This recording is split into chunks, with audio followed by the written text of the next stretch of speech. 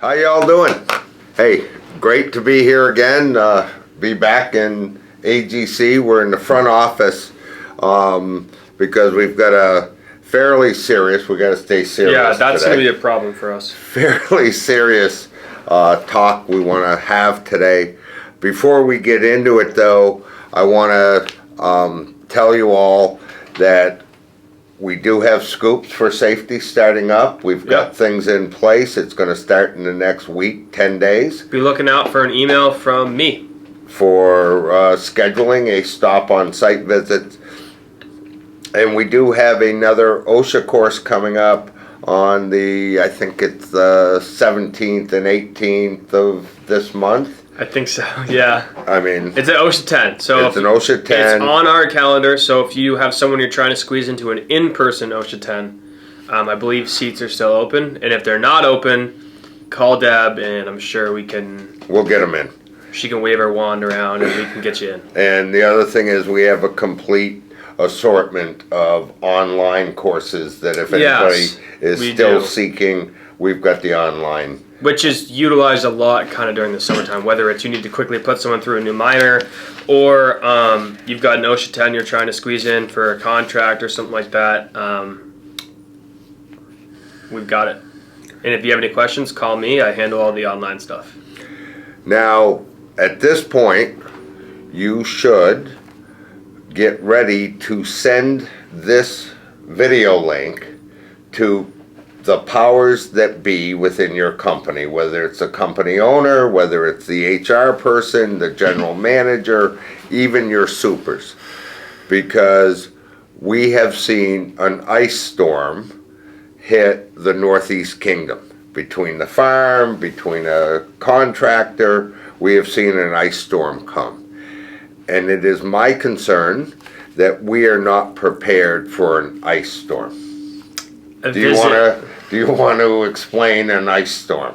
I would say enforcement from ice. Ice? Yeah. That's an ice storm. Yeah. And I believe... I like enforcement more. It sounds a little bit more serious. I believe we will have some training and some awareness stuff coming out within the next week based on how to handle an ice storm. A visit. Or a visit. Yeah. So it's kind of tough to be serious, isn't it? Yeah, it is. This is a serious topic, and it's not a fun one to talk about. Okay. So I think you've got to know, you got to know how to prepare for an ICE raid or audit within your job site. And remembering that ICE agents may visit a premises for verification of an I-9 audit. They can be there for a raid, or they can be there for a search for specific named people.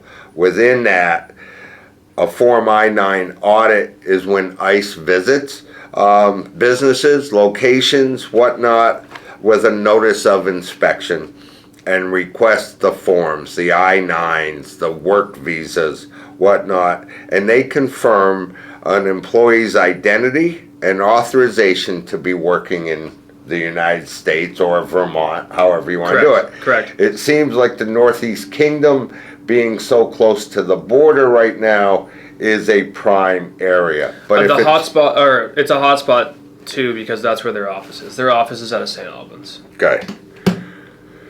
That's one.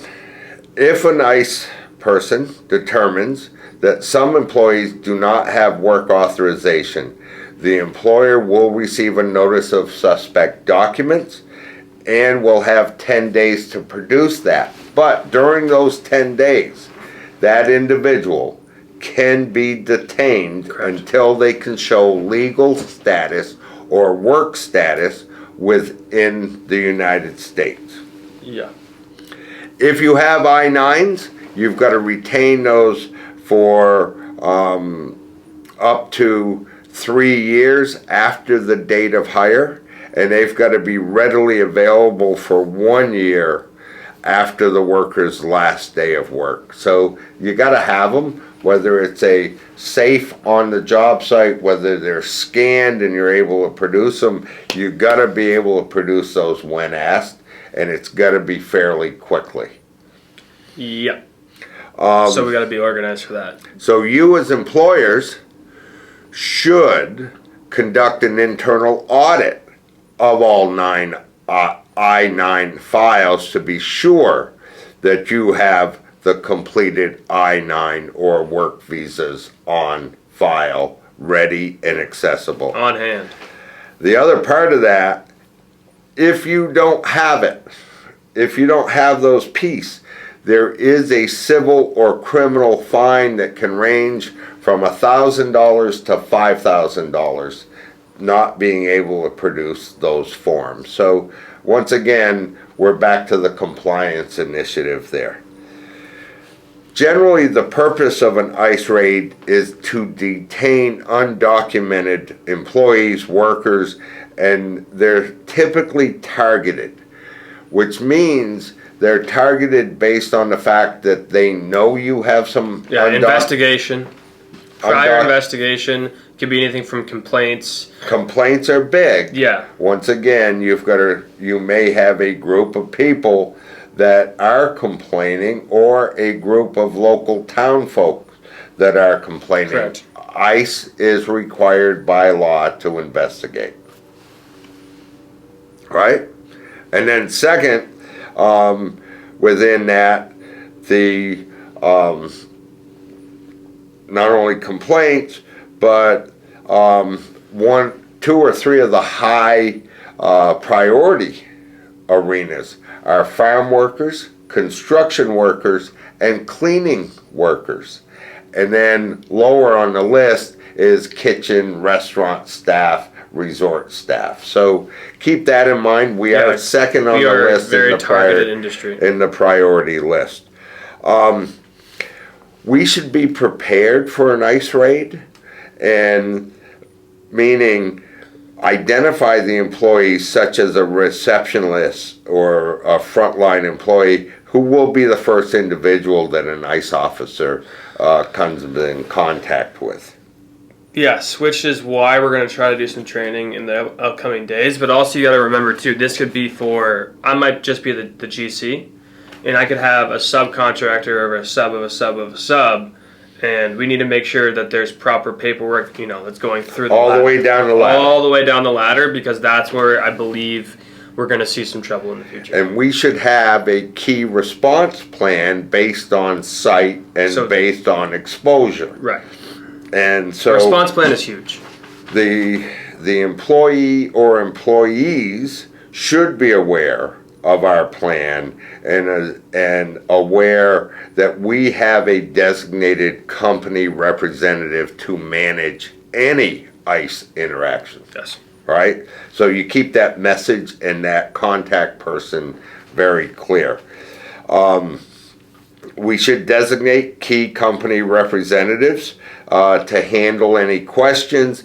People in the field should not be answering ICE questions, should not be answering employee questions, but we want a key person, a pivot person within that company to handle questions and serve as our primary contact. The primary contact piece is nice just so words don't get mixed up and we don't have a bunch of other things being announced on the company's behalf. We also have to ensure, if we have that the designated company representative is trained on the employee, on our records and our retention policy and how to handle and respond to that.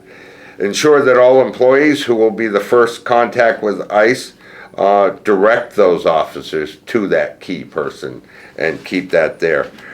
Remember, prepare again, for ICE action. An employer must be aware that ICE's authorization to enter private or public areas with either administrative or judicial warrants. Let's not get into administrative or judicial warrants, but the simple fact is any public area ICE is allowed to go into. So our job sites are not considered private areas. The only piece within that job site that's considered private is office space or job trailer space.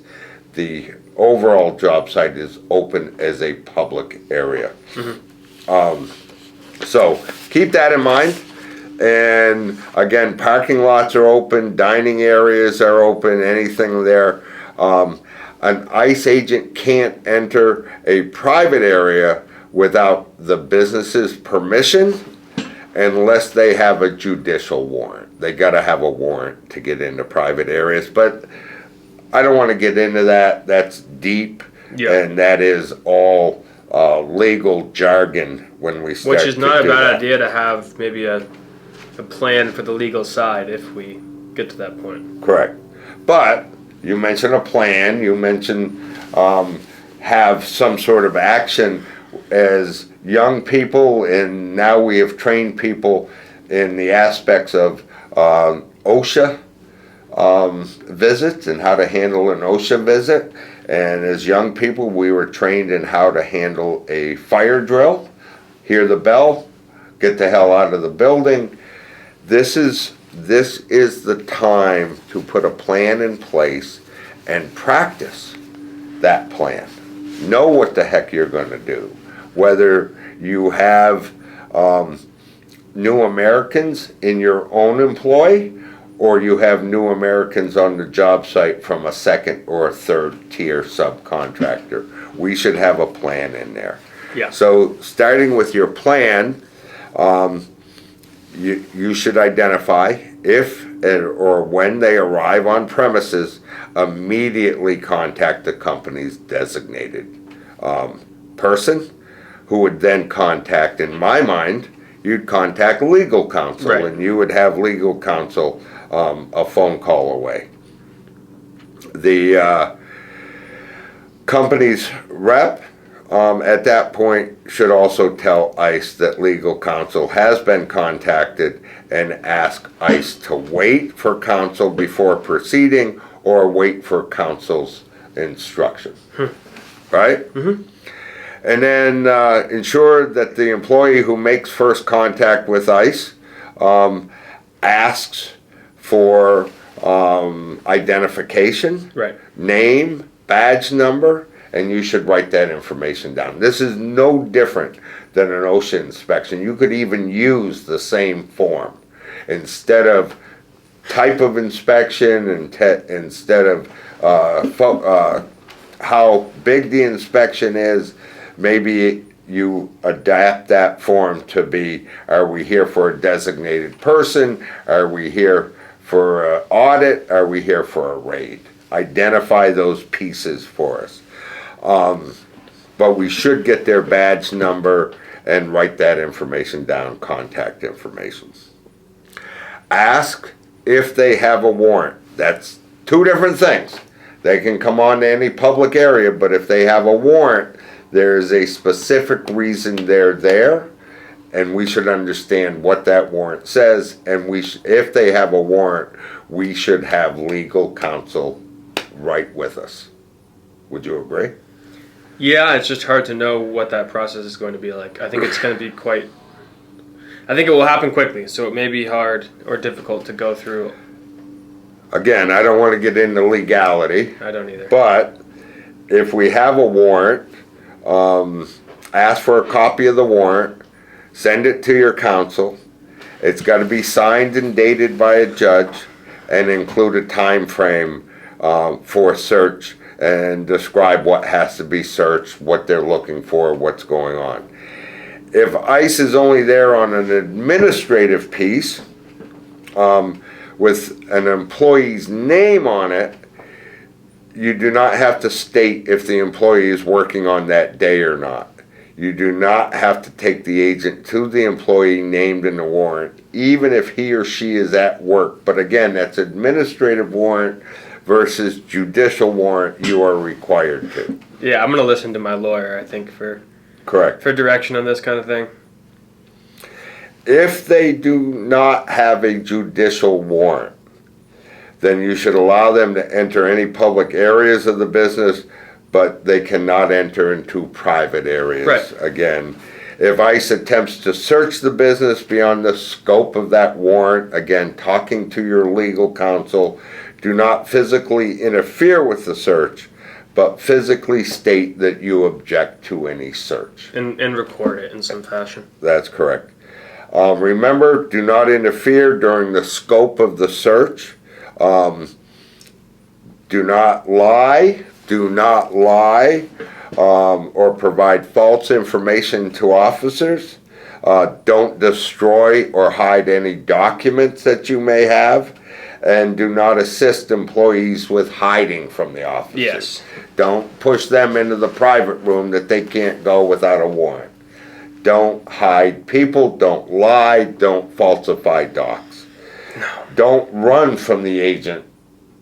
Don't say, I'm going to shut the friggin' job site down and go home now. Right. That doesn't work. But again, do not assist or encourage employees to leave. Employees can decide whether or not they want to speak with ICE. Do not direct employees, and you cannot direct employees to not cooperate with ICE or to refuse to answer questions. They have to make that decision themselves. On their own. Correct. You cannot tell them, don't talk to this guy. That can't be part of the emergency action plan that we're talking about building. That's correct. It can't be, Richard, part of this plan is you do not say anything, right? You have to make that That's up. my own decision. You can encourage it. You can say you may not want to talk to these folks, but if they want to talk, God bless them. They have a right to. Again, what their focus generally is in a raid is looking for new Americans that may not have authorization to work here. Yeah, correct documentation. And again, you're supposed to be collecting that and have it in your readily available for those agents should they appear. Yeah, it's going to be really important for GCs, especially with multiple subs or layers of subs. It's going to be incredibly important for us to have access to those documents and have proof. And So we should be requesting them from subs, absolutely. And second and third tier subs within that, or from any independent contractors we're using. Yeah, we need to make sure we have that paperwork, not only to protect us, but to protect, no one wants to go through this. If ICE confiscates items during a raid, ask the officers for a list of any and all items that are taken and a list of any and all people by name that are removed from the job site. Make sure their list coincides with your list. Right. If ICE arrests any individuals, ask ICE officers where the individual will be taken. Where are they detaining them and what is their pathway? I would imagine it's probably going to be the Northwest Correctional Facility for now. From what I understand. But let's find out for sure. It may be we go to the border station, then we go to Northwest. But let's know where we're headed, where they're headed. Again, they're part of our workforce, part of our family. After the raid, or the storm, as I like to call it, ice storm, the company rep should document any and all details of the raid, including details regarding how many agents were present, inside, outside, around, in cars, how many agents were dressed and armed, and document the individuals taken, as I said, a list of their names, and contact any immigration legal counsel, there's several different organizations out there that will help you, but on the forefront, you should have your counsel aware of what is happening and possibly on site with you during what is happening. And then I guess also start to think about releasing a statement if asked or if contacted by the press. But that's your own opinion. So that's a whole nother piece. Remember, and again, I don't want to dive into it, but any messaging should come out from a single person, your rep or your messaging person, PR person within your company. That should show concern. That should be geared towards our new American workforce and our need for this new American workforce. Which is a big need. And then make sure run that, any statement, any messaging, run that by your attorney. And if Right. That's a big piece. if needed, you need help with that, that would be a good piece to email Sarah Meerhoff, who's our PR, messaging, government Media affairs, contact. media contact. You can email Sarah, SARAH at agcvt.org. You can send her an email and inquire as to what the messaging should look like. Ensure that you have all documentation and have that all in place. And what is a return to work date for these people? Is there a return to date, and what are the next steps? So that, in a nutshell, is what to expect. And in my mind, how to handle it. And I think we should be prepared to handle that. Yeah. Why are you shaking your head? It's just a sucky topic. It's a downer? Yeah, it is. Is that what you were going to say? It's a downer. This is a friggin' downer. It is. It's not fun. Well, what makes it a downer is we are not prepared, we are not practiced, and we don't know how to deal with this. Right. So we get run right over. Right. Right? And we've got to fix that run over. And there's no flagger out there to help you. You are on your island by yourself. And I think it's going to be little tidbits like this, the Open communication. yeah, the coffee talk or the afternoon talk this week, explaining how to do this and what to do, and hopefully we'll have more information. We can send more stuff out to people. I've got my email being flooded right now by AGC National and by a few other groups with different rules to live by for these ice raids and ice storms. But right now, summarized in one place, I think it's important to remember like 8 key things. I want to repeat 8 key things. Immigration Customs officials can conduct site visits for 3 reasons: to locate, take into custody a particular individual, identify who that individual is when they show up, to perform an inspection of your worker forms, authorization to work, or an I-9 documentation. And they call this an I-9 audit. And finally, to perform a workforce enforcement action raid where they see a bunch of new Americans, and in their priority list or hit list, construction's just in the top of that list. So we go in and take a look at that.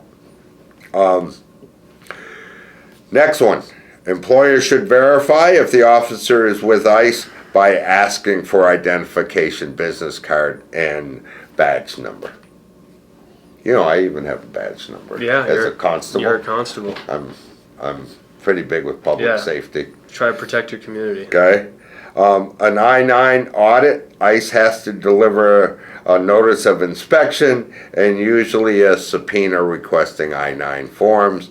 That's item 3. Item 4, an ICE raid requires some type of search warrant, whether it's a workplace warrant or a judicial warrant. Just identify what it is, and in that warrant it has to identify the location that is to be searched, what they are looking for, and how they intend to do so. You as an employer or an employer rep have the right and should accompany ICE agents, officers during the search, during the walk around, the job site visit. And in most cases, and I believe Vermont is in this spectrum, in most cases you're allowed to videotape the visit and as long as you're not interfering with what's going on. Yeah, don't interfere with it. But You can thing. there's plenty of videos out there already. Employers' representatives, employees, and supervisors are not required to answer any questions, and they're not required to sign any document. So keep that in mind. And if an employee is to be interviewed as a representative of the employer has the right to have counsel present. Correct. Again, counsel. And the employer has a right to continue operating its business during this ICE visit. You can continue what you're doing, going about things as normal as possible. And you have a right to deny officers permission to access non-public areas. Right, if there's no. And unionized employees, if any, the employer may be required to notify employees in their union within 72 hours of receiving a notice of investigation or an ICE site visit. Wow, Yeah, that was pretty big. that's a long one. That's a ice storm right there. Yes, it is. I think it's going to be, this is going to become a reality in the next Few months. few months. Yeah. So, So again, I would advise you to pass this video on to your company leaders, whoever that may be. You may be it. Make sure your employees are ready, trained, and have a plan on how to handle a ice storm, yep. right? Yeah. If it was a real ice storm, snow and rain outside, we'd know. Somebody would be responsible for putting salt down. Somebody would be responsible for plowing.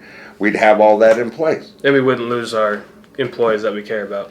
That's correct. And that's what all we're doing here is planning for that whole piece. Yeah. Right? Yep.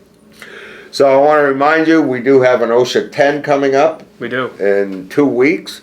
Ben and myself or Reed or Sarah, we're going to have a pack of 2 or 3 people are preparing for our kind of funny scoops for safety. Screws for safety, yeah. Distributing Ice cream. ice cream. That's what we're going to be doing. Ben's being way too serious for me today. Well, I broke the motorcycle this morning. Oh yeah, you broke the motorcycle. Well, you know what else happened?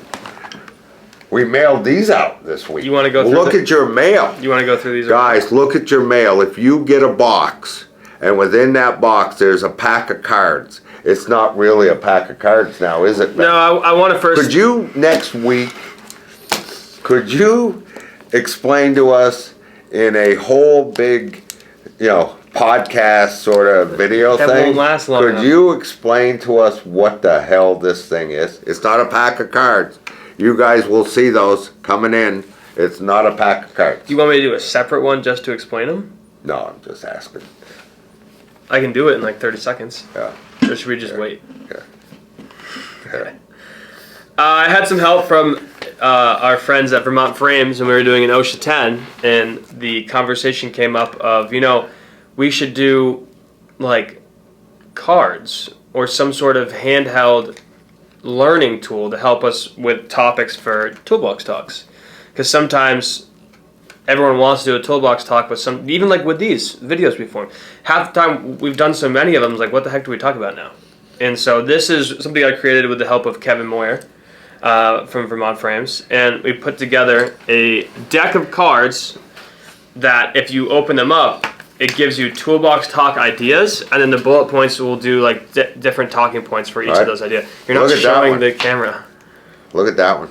So, for example, this is card 14, and it says, it probably won't focus, but it's talking about scaffold safety. Inspect scaffolds daily before use, checking for stability, proper assembly, and any damage. Ensure the scaffold platform is free of debris and is level. Always use guardrails and proper fall protection when working on scaffolding above 10 feet. Never overload a scaffold. How would you know what the capacity for a scaffold is? There'd be stamped on it. Yeah. Well, with you, you'd have a custom stamp made that would be like 5,000. Yeah. Look at this one. This is number 4, electrical safety. Yeah. Look at this one, number 13, nail gun safety. Yeah, these are pretty sweet. Now you're just messing them up. Oh, you mean the order? Yeah. Now, should we do a shameless plug here? Yeah, we will. So everyone's getting 1 pack for free. Yes. But after that, we are charging for them. Yeah. Do you know why? Why? Because every deal you've got me into, I give out shit for free. We Yeah. lose money on everything you get your hands on. Everything. Because I care so much about the members, I forget that we also need to make money.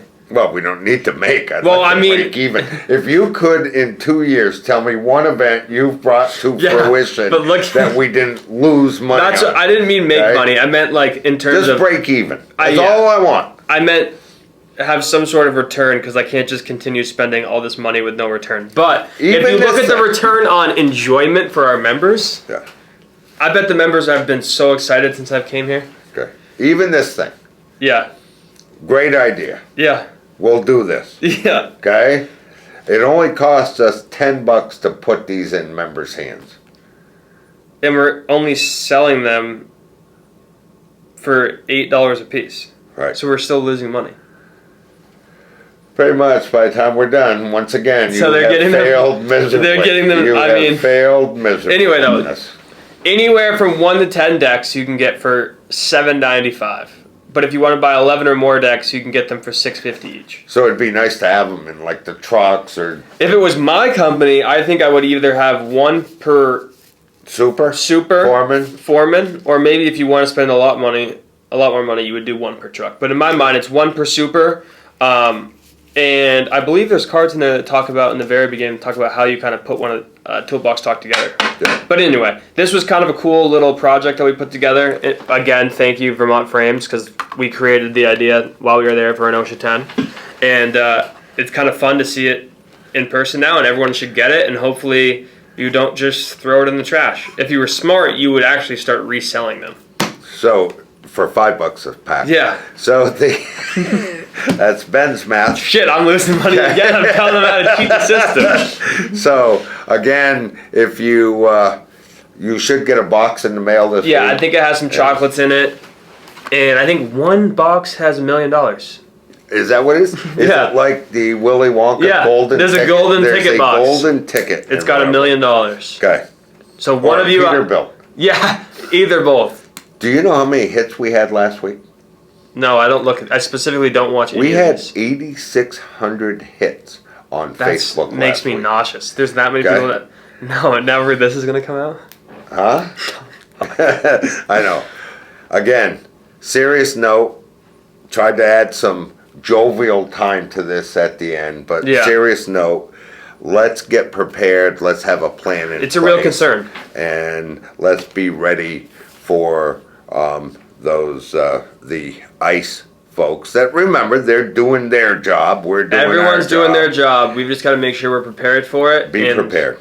Yeah, that's the biggest thing. I just get nervous about stuff like this. Yeah. Good thing you didn't go into law enforcement. No. I wouldn't have worked here if I went into law enforcement. I wouldn't be able to serve my amazing members. Yeah. Hey, y'all have a good week. I hope you have a good month. Good month. Remember, if you need something, we're here for you. Give us a call. And if you should have problems that you need help with your plan, we're going to be doing something towards the end of the week. You'll get notification of such, a little more in-depth training. And I'm Richard. I'm Ben. Give us a call, 802-223-2374. Thank you all for joining us today. I think it's coffee time. Yeah, I need one. This is a long We got a big meeting, yeah. Who are we got a big meeting meeting with? at noon. With who? Oh, boy. Oh, is it pretty big. Executive? Oh, executive, representatives, all kinds of folks just coming in to storm our office. That don't...